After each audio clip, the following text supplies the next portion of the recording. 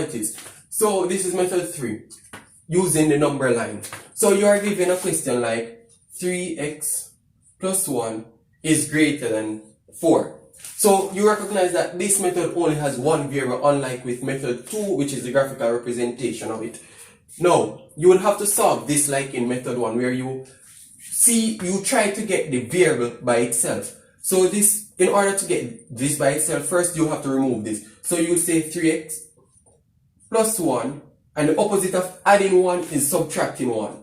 Then you put your greater than sign in 4 minus 1. Now 3x, because plus 1 and minus 1, that gives you a 0.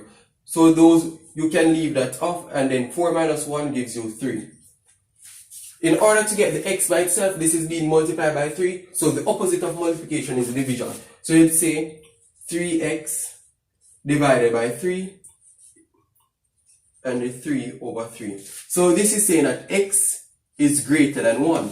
So now when you get to this part in time, or part of the operation, you must recognize the sign, put great importance or recognition on the signs. So these are the signs. So when you see the signs like this, it means that you will, when you are representing it on the number line, it will be used with an unshaded circle. When you see the signs with the equality beneath it, it will be represented with a shaded circle. So that is what you must note. So now you draw a number line.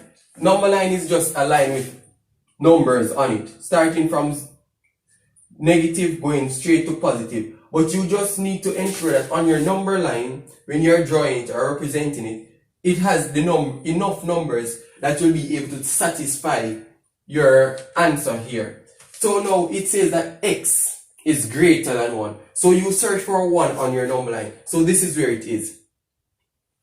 Now you recognize the sign. So it must be an unshaded circle.